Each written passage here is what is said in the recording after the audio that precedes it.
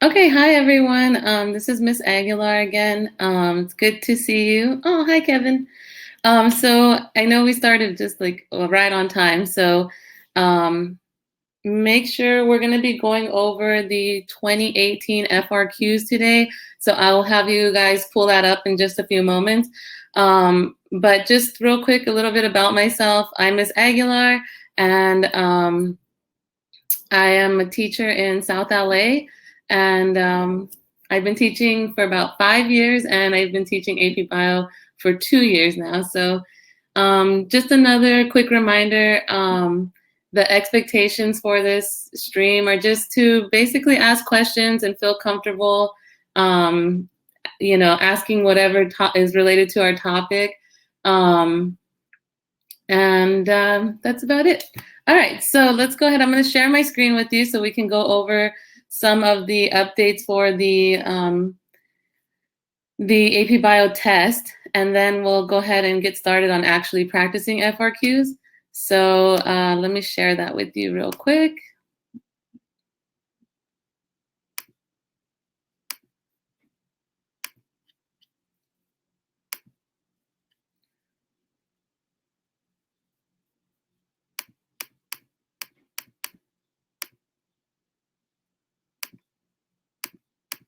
Okay, so like I said, we're going to be going over the FRQs for 2018.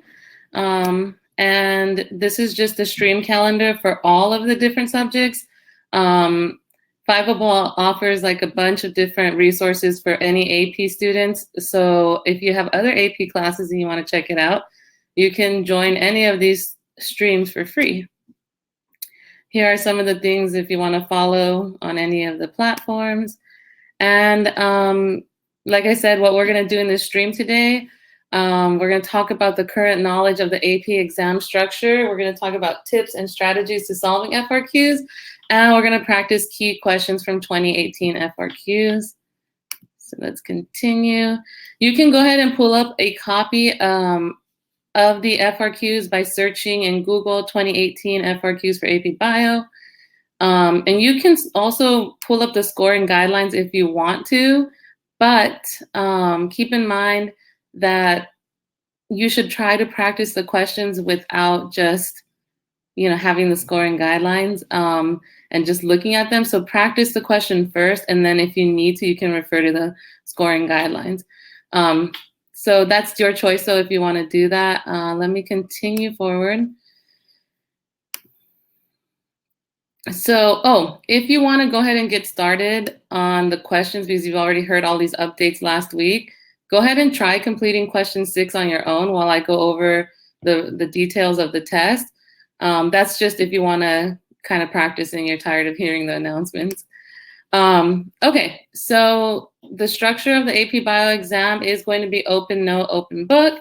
You're going to have 25 minutes to respond, to read and respond to question 1, and then 5 minutes to upload your response. So if you write your answers on a piece of paper and you want to take a picture of it and you upload it, that's going to be your 5 minutes to do that.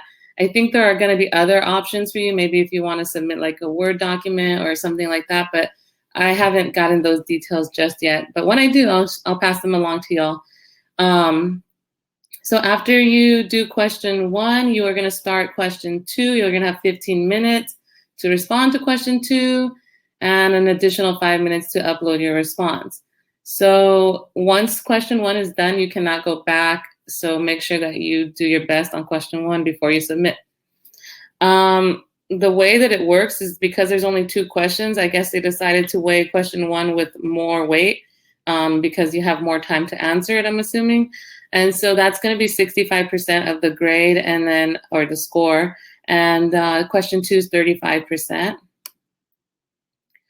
So what you're going to have on the actual test is a question that involves interpreting and evaluating experimental results and a question on conceptual analysis.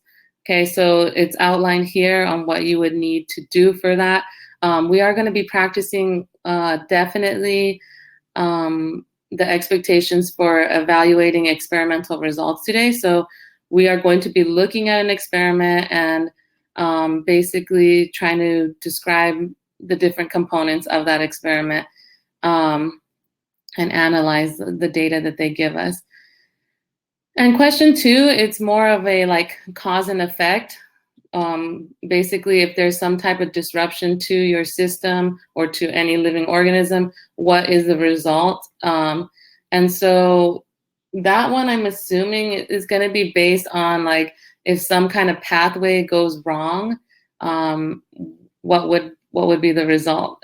For example, there's lots of stuff on enzyme pathways. There's stuff on feedback loops and homeostasis and all of that. So if you're not familiar with that, make sure that you kind of touch up on those 2 topics. And it could be on anything. I'm just predicting here that it might be something like that, but please don't take my word for that because I have no idea what they're going to test you on for sure, other than what they gave us here. Okay. All right, so let's continue.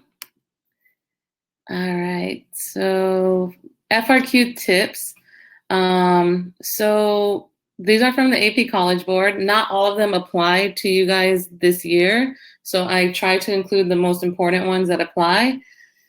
I got this directly from the AP Bio website, so hopefully that is helpful. Let's just read over some of the tips. As you know, the FRQ questions are divided into parts like A, B, C, D. So you'll be given credit for each part that you complete. So make sure that even if you skip one part, you're still answering the rest, because even if you don't know part A, but you can answer B, C, D, E, then you can still get a lot of points. Make sure you stay organized. If you label your work, it will be better for the reader that is looking for the answer. It will be easy for them to identify. So make sure you're labeling part A, B, C, and D some way in an organized way. Lastly, when it comes to graphs and diagrams, everything needs to be labeled extensively in the sense that the graph should have the title, the X and Y axes. If you write anything that includes units, you need to include the units in your answer, and so on. Okay? All right. Oops, did I just stop sharing my screen? Oh no. I don't know how to go back. Let me see.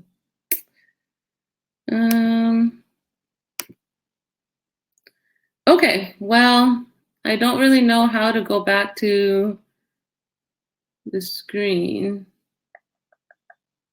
So just give me a few minutes to try to figure this out real quick.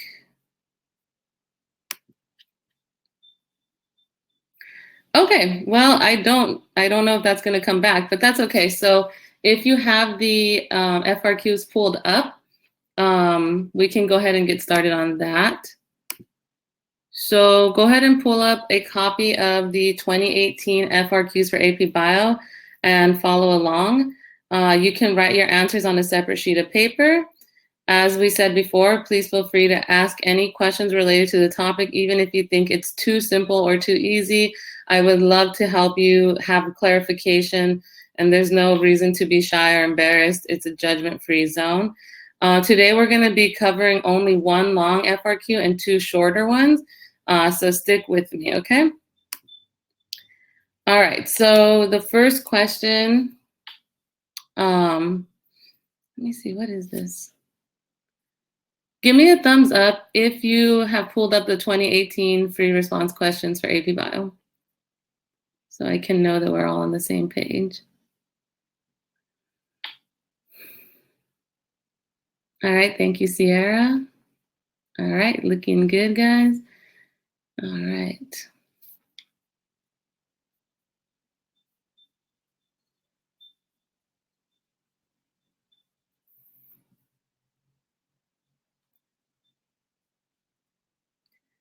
All right, perfect. All right, so let's go ahead and get started. Let's go ahead and read over question 1. Unfortunately, guys, my screen is not going to be able to be shared with you guys, but I'll just read you everything that, or just tell you everything that I would have said that you would have been able to see, but it's not a huge deal. It's just unfortunate. Okay, so question 2, let's go ahead and read question 2. The thing that I always suggest is that we do this in 3 steps. So the first step is that we want to read the question very carefully. You can reread it if you need to and just break it down as quickly as possible. But you do need to take some time to actually read the question, because obviously sometimes when I just skim the question, I miss really important details. And obviously that can be helpful. Those details are going to be used in the answer at some point. So make sure you read the question carefully. You can circle any keywords or jot down little phrases that stand out. For me, I like to, my second step after reading the question, or kind of while reading the question, is I summarize the question in my own words. And the third thing that I do is I start answering the question. Okay, so those are the 3 steps I take. If you have a different approach, that is 100% okay. It's just what I suggest if you don't have a strategy.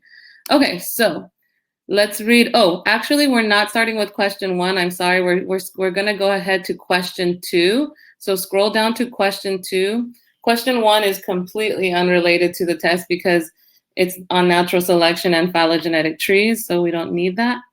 But question 2, so let's go ahead and scroll down. As you can see, immediately it gives you a diagram, or some kind of model, and we need to be able to analyze that model. But before I jump into that, I would like to just first read the question. If you like to analyze the models first, or the graphs first, data first, whatever, that's totally fine, like I said. All right, so question number 2. Some pathogenic bacteria enter cells, replicate, and spread to other cells, causing illness in the host organism. Host cells respond to these infections in a number of ways, one of which involves activating particular enzymatic pathways in figure 1. Cells normally produce a steady supply of inactive capase. Oh, I also call this protein this enzyme the wrong name. It's caspase, but I'm going to say capase because I don't know why it doesn't articulate well with me. All right, but anyways, inactive caspase protein. In response to intracellular pathogens, the inactive caspase is cleaved and forms an active caspase 1, which is step 1 of the diagram.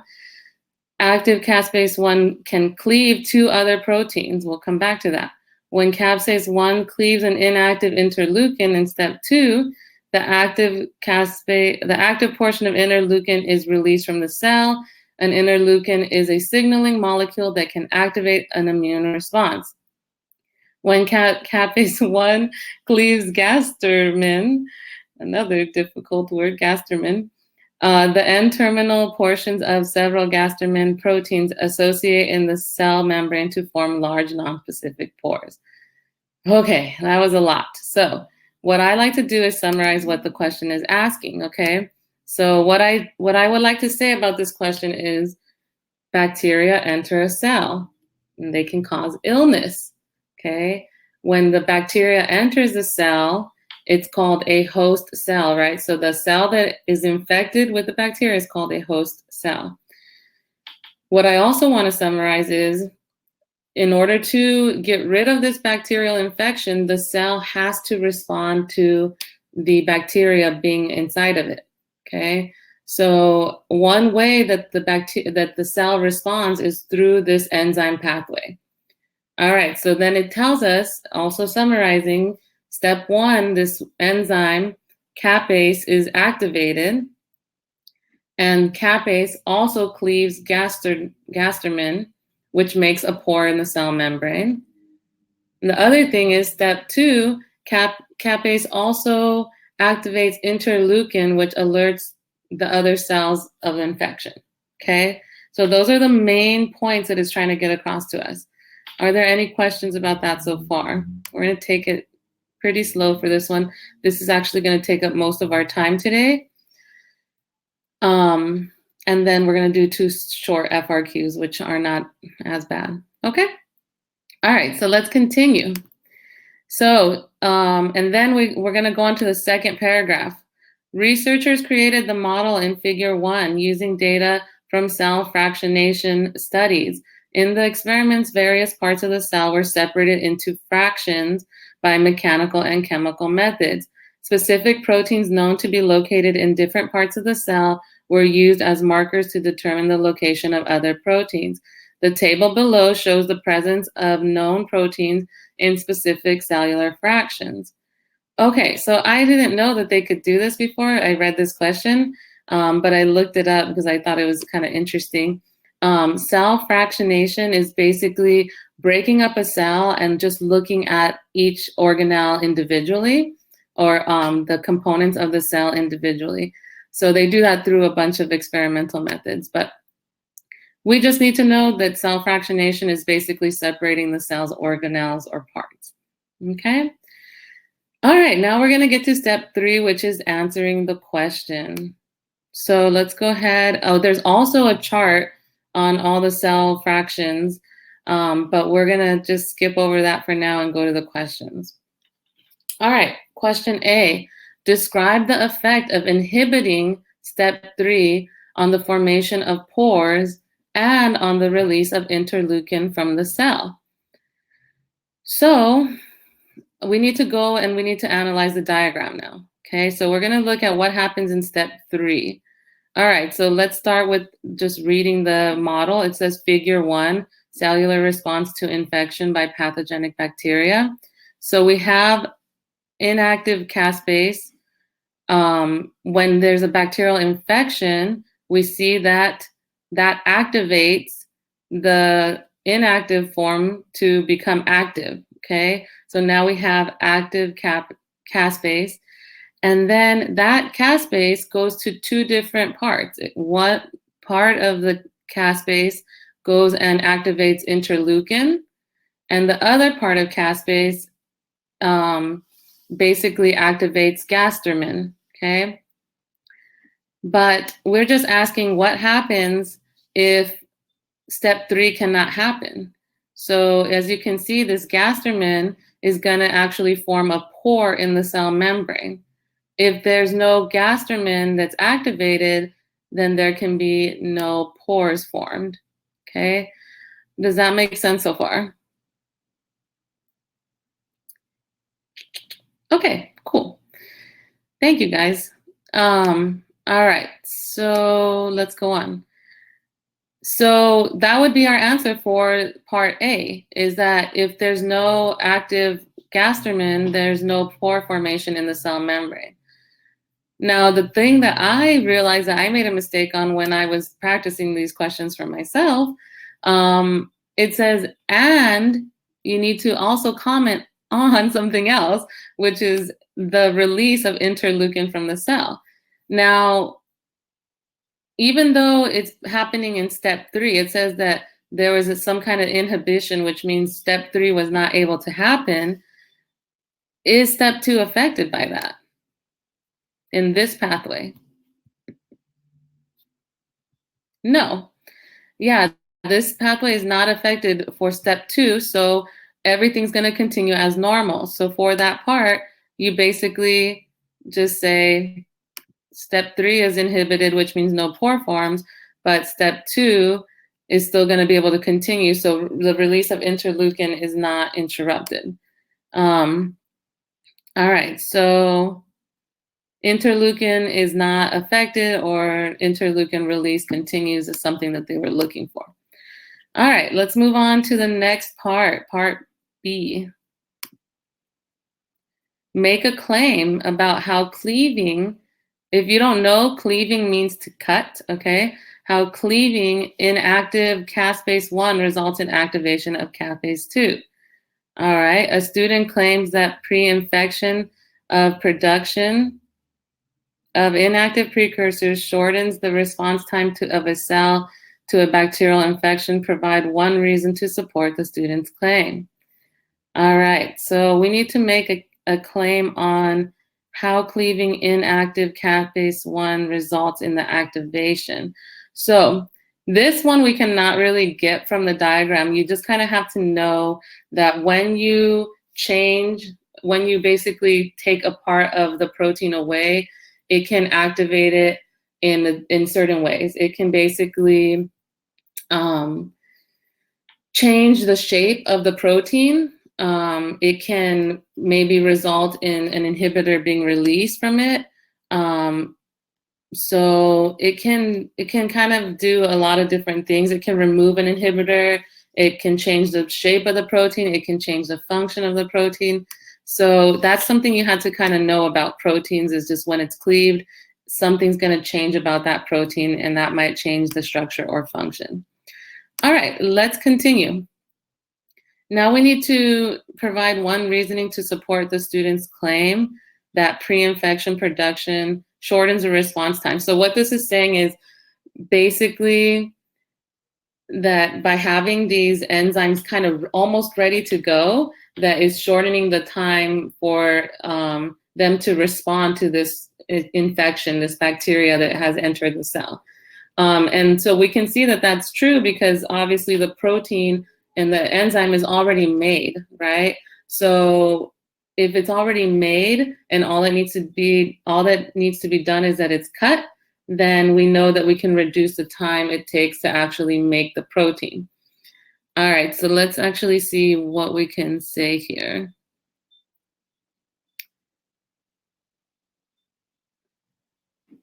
So we can say something like, we don't have to wait for transcription and translation and protein synthesis, which could take a few extra steps. Now we already have the protein formed. We just need to cut it so that it's going to move faster, okay? So they're basically saying that by cutting or cleaving the protein, it's faster than making one from scratch, okay? All right, so let's go on to the next question. Are there any questions so far?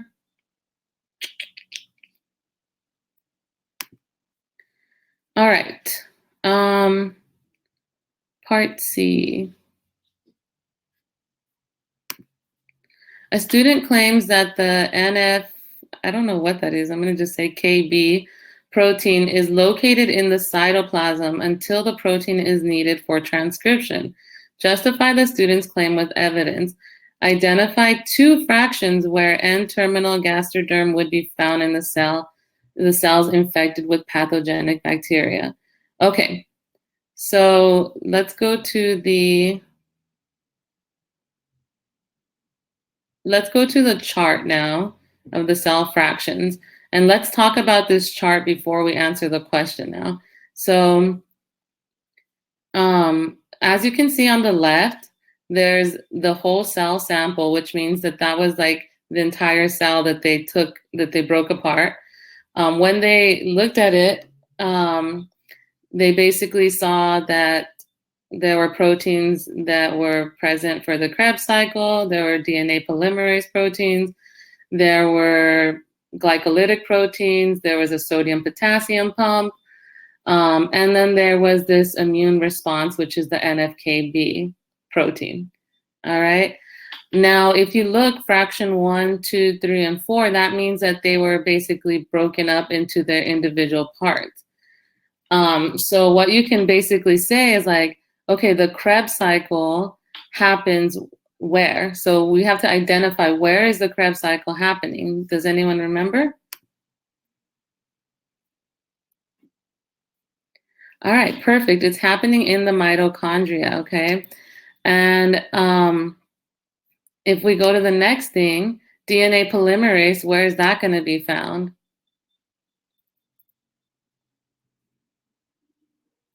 The DNA polymerase is going to be found in the nucleus. That's correct. All right. The next thing is glycolytic proteins. So if you remember glycolysis, okay, that's where these glycolytic proteins might be needed. Where's glycolysis happening? All right, so glycolysis does happen in the cytoplasm or cytosol. I think that's either one is fine. So let's go ahead and say, okay, that's happening in the cytoplasm. The sodium-potassium pump, that is going to be found, if it's a pump, it should be found where? In the cell membrane. All right, perfect. So we're making good progress. And lastly, this immune response, we don't know where it's found other than we can look at the chart, right? So it shows us that it's found in fraction 2 and 3. which means that it's going to be found probably in the nucleus and also in the cytoplasm. Okay, so now let's go back to the question and see if we can answer it. So it says, a student claims that this protein is located in the cytoplasm until it's needed. Well, yeah, we can actually say that NFKB and the glycolytic enzymes are found together in the cytoplasm, because if we look at the chart, we see that NFKB is going to be also found where the glycolytic proteins are found, and we established that fraction 3 is going to be found in the cytoplasm. Okay, so that one does require you to basically break down that chart so that it will make sense to you. I haven't really seen a whole lot of questions like that, so I thought that was interesting that they had you kind of go into that much detail for that one. Okay, but now let's answer the second part of question C. Identify 2 fractions where N-terminal gastroderm would be found in cells infected with pathogenic bacteria. All right, so now we need to find N-terminal gastroderm would be found in cells with pathogenic bacteria. All right, so let me see.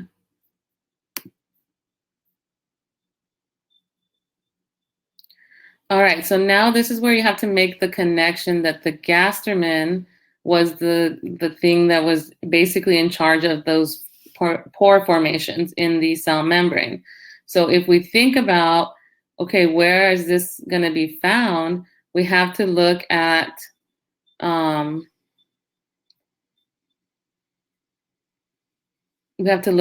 where it's going to actually take place. So if we say, okay, we saw that it's going to be in the cytosol, because if you look at the diagram for gastroderm, it's floating around in the cytosol.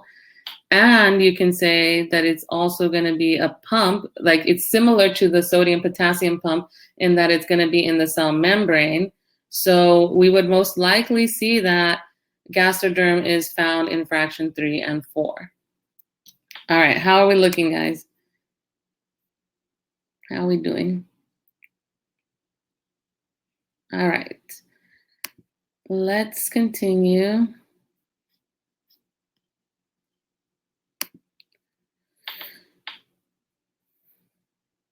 Let's go to part D. Describe the most likely effect of gastroderm pore formation on water balance in the cell in a hypotonic environment. All right, so gastroderm is this pore, and it says it's a non-specific pore, so that means different stuff could probably pass through it. So pores can also be used to basically allow water to go in and out of the cell, okay? So now what it's saying is if our cell is in a hypotonic environment, that means that the cell is here, and then outside of the cell, there is, can you guys help me out? Is there going to be a high concentration or low concentration outside of the cell if it is hypotonic?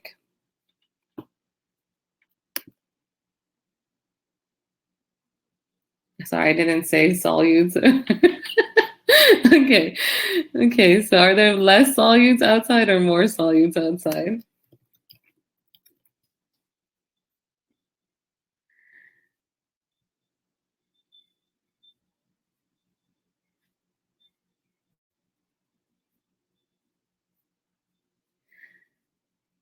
Okay, so hypotonic means that it's going to have less solutes on the outside, which means water is going to move where? So water is going to flow inside of the cell. Okay, so if too much water flows into the cell, what's going to happen to that cell? It's going to pop, it's going to lyse, okay? It will burst. All of those are correct.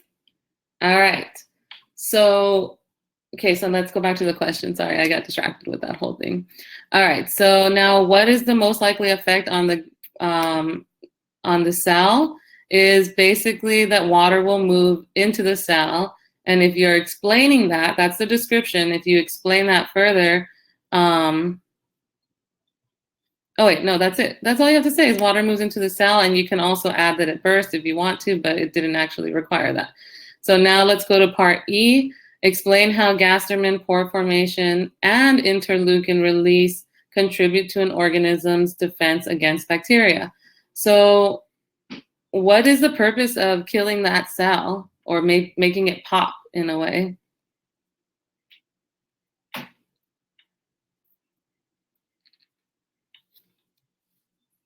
Yeah, it's going to basically destroy the cell.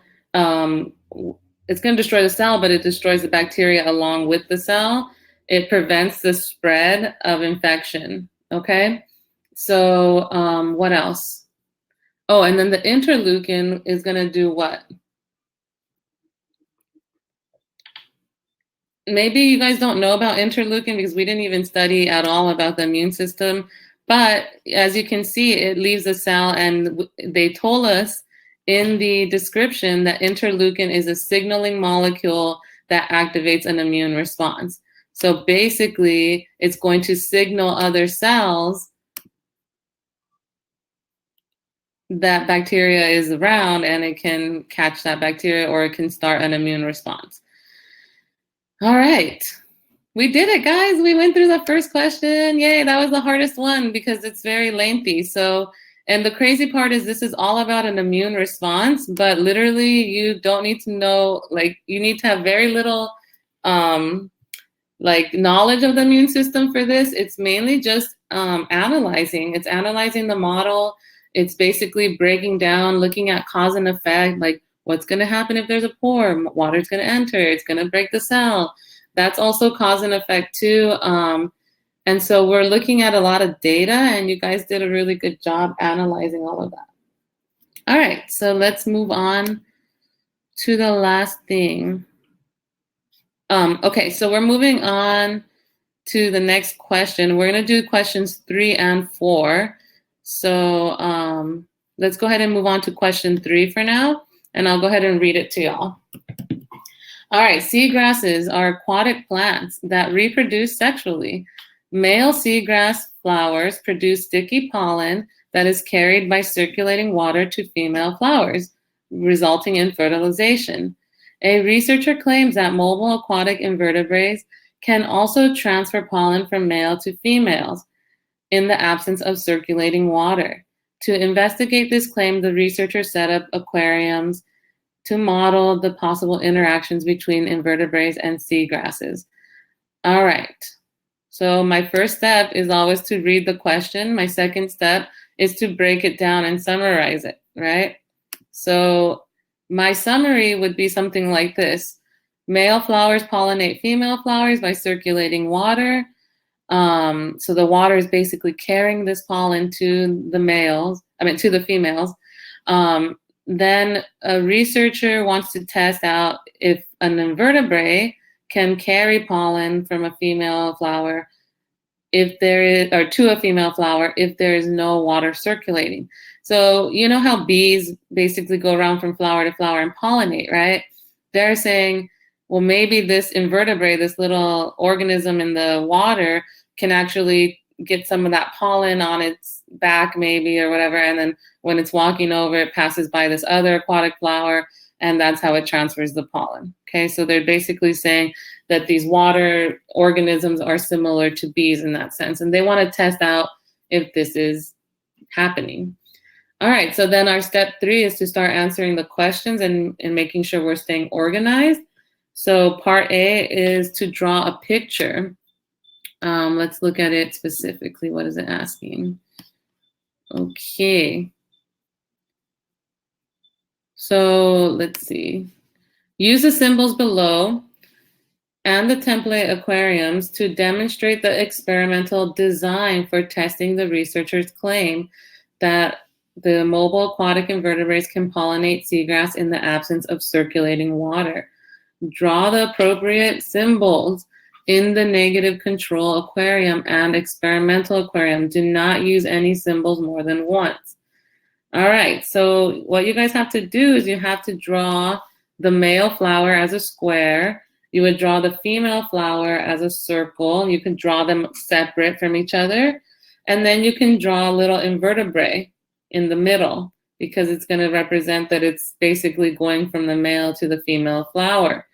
You would not need to draw circulating water. And in the past, some students have drawn circulating water, but that is not being tested right now. We're not testing the circulation part. We're testing just the invertebrate part. So, okay, so now the thing you would draw in the negative control, which means the control is the thing that receives no treatment, right? So in the negative control, you would have the square and the circle, which are just basically representing male and female flowers and nothing else. Because maybe we'll see some pollination, even though there's no circulating water and there's no invertebrate, okay? All right. Oh, okay, so if you're just joining us, no worries. We're on the 2018 FRQs and we're on question 3, part A. Okay, so now that you've drawn the negative control, which has nothing except for the 2 flowers, you're going to do your experimental aquarium, and that you would draw the male, female, and then the invertebrate in the middle, like I was saying earlier. All right, let's move on to question 3, part B. Question 3, part B. Identify the dependent variable in this experiment, okay? So the dependent variable is the thing that we are measuring. So we're trying to measure how much pollen is going to be transferred from one organism, one flower to the other, right? But we can also say, you could have said it lots of different ways, that if the pollen does get transferred, if it's successful, then we're going to see a lot more flowers, right? Or a lot more, pollination occurring. So if you put pollination, pollen grains, the number of flowers, all of that would be okay. So there is a lot of different ways you can phrase that, because when you're looking for some kind of, and you're looking in an experiment, you're looking for some kind of indication that this pollination happened. It could be any of those things. All right, the next thing we need to do is predict the experimental results that would support the researcher's claim that mobile aquatic invertebrates can transfer pollen. So we want to say in this one, and this is where I kind of like forget to compare, but basically it's asking you, what are we going to see? And I already said we're going to probably see more flowers, more fertilization, more fruits, more offspring. Any of those are acceptable answers. But what you need to make sure that you say is we're going to see more than the negative control, right? Because if we don't do that comparison, if we just say we're going to see flowers, well, we might see the same number of flowers in both, so that wouldn't necessarily support the researcher's claim. So make sure that you include that word more so that we can get our point. All right. And that was it for question 3. It was super, super simple. It sounds really overwhelming sometimes when you start these questions, but then when you just kind of work your way through them and think through them, it's not as bad as it looks sometimes. Sometimes it's horrible. And in those cases, well, just do the best you can, okay? All right, this question is a little more challenging. We're moving on to question 4, and it's about bed bugs. So if you have ever been bitten by a bed bug, you know that it's horrible and it makes you very itchy. I actually, I don't know if I should admit this, but we had a bed bug problem at one point in my life, and it was horrible trying to get rid of these bed bugs. And, basically what they can do is you would have to, one, either just get a new mattress, and the other option is to get a new mattress and get like some kind of bedding that protects your bed from bed bugs. But you can also hire someone to come and spray pesticides in the room that is infected with bed bugs, because the thing about them is that bed bugs like to go and hide during the day, so they don't necessarily always stay on your mattress.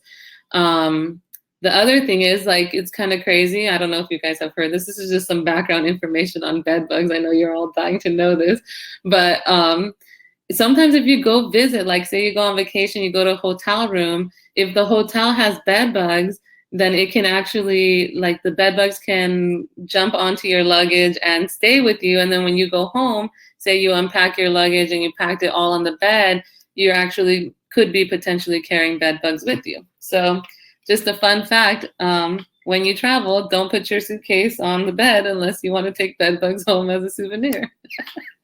Okay. Okay, and luckily my bed bug problem is long gone, and I am grateful for that, because that was a horrible, horrible experience. All right, so here in this question 4 of the 2018 bio free response questions, we see a figure that's given to us. Like I said, if you want to analyze a figure, you can do that. But if you want to just start reading, I'm fine with that too. I think I feel like that's the way for me to go, but it doesn't mean that you have to do that. All right, so let's read question 4. The common bed bug, I'm just going to skip that scientific name because it doesn't matter and you want to save time. So the common bed bug is a species of insect that is becoming increasingly resistant to insecticides. Bed bugs possess several genes suspected of contributing to the resistance, including P450, ABCA, and CPS. Okay, so those are just genes so far. Do you guys remember what a gene is? Can you define it in your own words? A gene.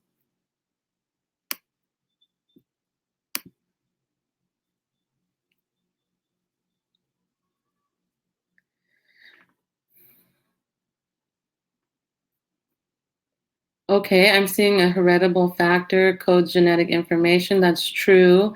The way I like to think of genes is just a little segment or piece of DNA that codes information, right?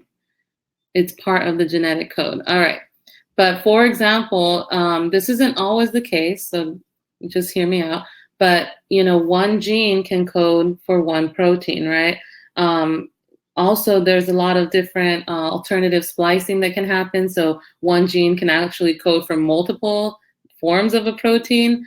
But we'll just kind of keep that in mind for now. All right, so let's continue.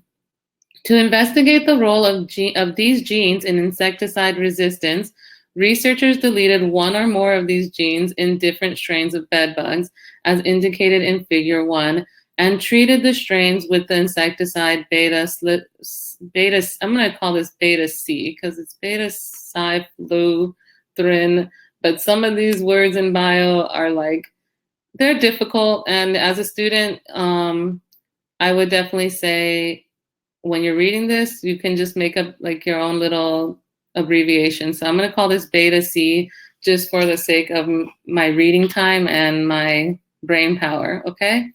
So each strain was genetically identical except for the deleted genes and was equally fit in the absence of beta C. The percent survival of the strain following beta C treatment is shown in Figure 1. All right. So we're not going to look at Figure 1 just yet until the question tells us to. So let's go to part A. Make sure you're labeling your parts on your piece of paper if you're following along. Identify the control strain in this experiment.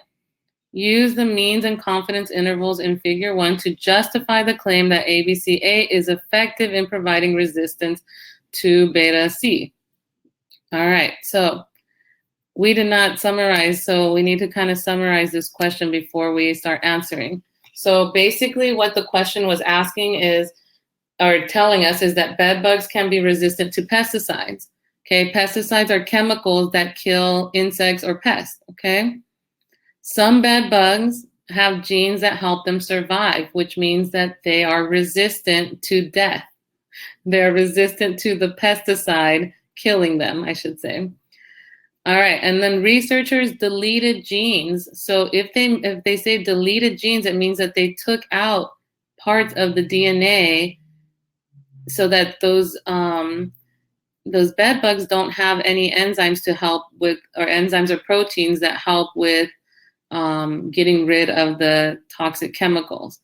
Okay, and then so researchers deleted the genes. They took out part of their DNA just to see what would happen as far as their survival.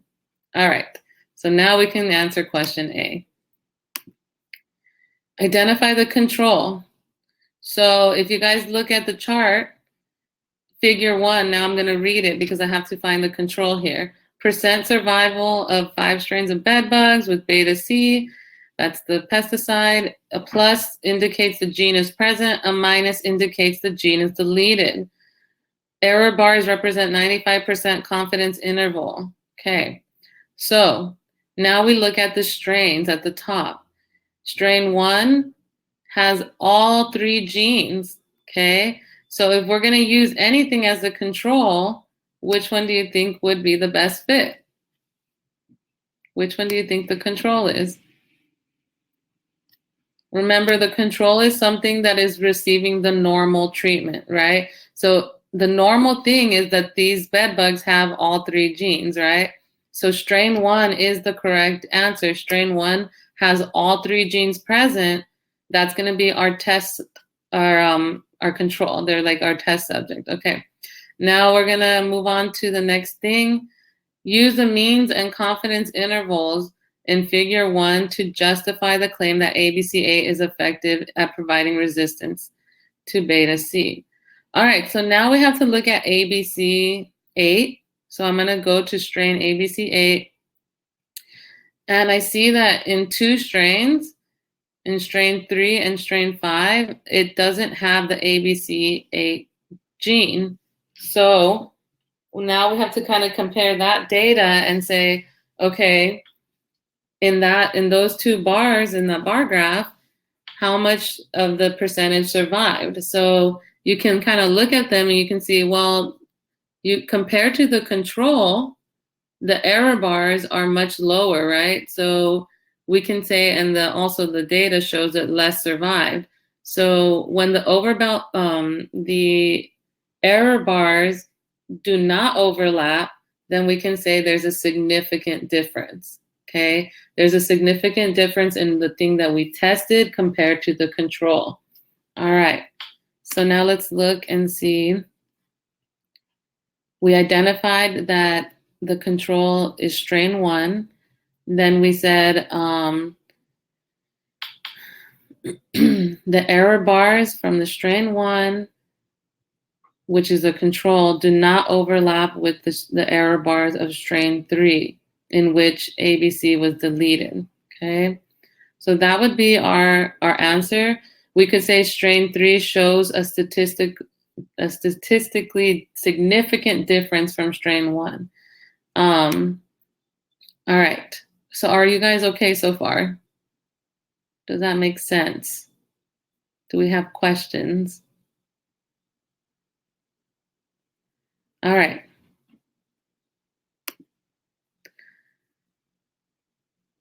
All right, so next thing, let's move on to part B. So P450 encodes an enzyme that detoxifies insecticides. Okay. So B450 is basically the thing that detoxifies insecticides. So it's going to detoxify the pesticide that they put in here. ABC8 encodes a transporter protein that pumps out this insecticide out of the cell. And CPS encodes an external structural protein. So this is found on the outside, on the exoskeleton of the bed bugs, that greatly reduces the absorption of insecticides. Based on this information and the data in figure 1, explain how the deletion of P450 and ABC8 result in lower survival in bed bugs compared with the deletion of CPS only. All right, so let's look at the question. Explain how the deletion of both 450 and ABC8 result in lower. Okay, so now it's saying if you delete or you take out the gene P450 and you take out ABC8, you're only left with that CPS gene, right? So if you only have CPS, then once the insecticide penetrates the exoskeleton of the bed bug, we're basically left defenseless with whatever's inside the cell, right? So let's go ahead and break this down into the way that we would have to write it. So if strain, let's see. So when P450 and ABC are deleted and only CPS is present, we see that in strain 5. Bed bugs can neither detoxify nor pump out insecticides. That's our explanation. So, which means that they are left with a lower chance of survival. When P450 and ABC are present, that's shown in this number 4, okay, strain 4. Then we see that there's a higher chance of the bed bugs surviving. Okay. So that's because the bed bugs can actually pump out the insecticide and they detoxify whatever insecticide got into the cells. So that's the main difference.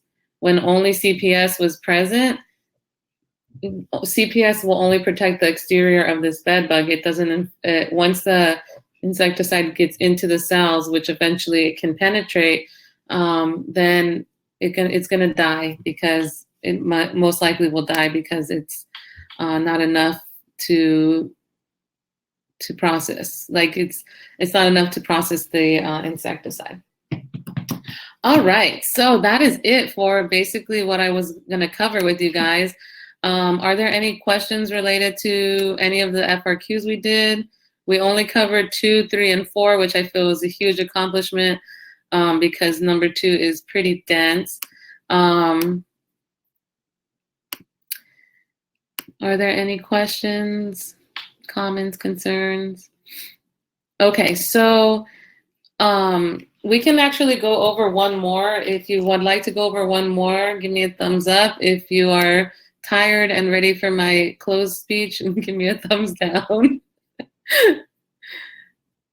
What do you guys think? All right, I got one yes. Is anyone else going to vote? Okay, Sierra, let's do it. All right, thank you. All right, so let's go. We're just going to scroll down to question 6. Let's see, it's question 6. Question 6 is about cystic fibrosis. So let's just start reading the question. Cystic fibrosis is a genetic condition that is associated with defects in the CFTR protein. The CFTR protein is a gated ion channel that requires ATP binding in order to allow chloride ions to diffuse across the membrane. In the provided model of a cell, draw arrows to describe the pathway of production of a normal CFTR protein from a gene expression to final cellular location. So basically it's asking you to draw an arrow from start to finish of how the CFTR protein is made. So we have to start, where do we usually start when we make a protein? We have to start in the nucleus, right? And then from there, it's that mRNA is going to be edited and it's going to be translated eventually into a protein. So the next place that it would go is going to be through the endoplasmic reticulum because there are ribosomes on the rough ER, okay, that will help translate the protein. Once that protein is ready to go, then it's going to be going to the Golgi, which will help it be packaged and shipped up to the plasma membrane.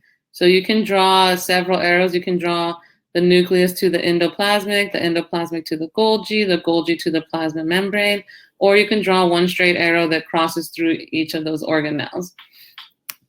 All right. And then for part B, we identified the most likely location of ribosomes that synthesize the CFTR. So some students might have said the cytoplasm because ribosomes are found in the cytoplasm. In this case, it's going through the rough ER. So because there are ribosomes on the rough ER, you can basically make the connection that the rough ER is where the proteins are going to be synthesized. And then part C, identify the most likely cellular location of mutant CFTR that has an amino acid substitution in the ATP binding site. All right, that seems like it's trying to throw you off. But if there's a mutation in the protein, it's still gonna travel to the cell membrane or plasma membrane, but it's just not gonna work properly, okay? So the answer for part C should be the cell membrane.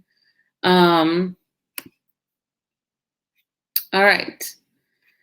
And that is it, basically. I think the cystic fibrosis question, it's really important because even though it's a short question, I think that if you study up on cystic fibrosis, you'll have a good idea of how a lot of different things work, because cystic fibrosis has to do with mutations, it has to do with transcription translation, it has to do with the cell membrane, which we need to know a lot about. It has to do with like concentration gradients. It has a lot to do with a lot of different things. So the knowing a lot more about cystic fibrosis is kind of an advantage in that the more you learn about this condition, the more you can apply that same kind of conceptual knowledge to other situations similar to the cystic fibrosis. Okay, so I hope that helps. Let's see. What do the free-floating ribosomes do? They also make proteins. I'm not really the thing is the cell always waits until a protein is needed. So sometimes I guess the mRNA can just be floating around until it's ready. And there are things that basically block mRNA from being translated until they are needed. So once the mRNA is needed, the little inhibitor will be taken off of mRNA, and then it can go to a free-floating ribosome and process it. Also, Laura, just to answer, Sierra, to answer your question, they are producing proteins that are needed in the cell immediately, and usually when it goes through the rough ER, it's going to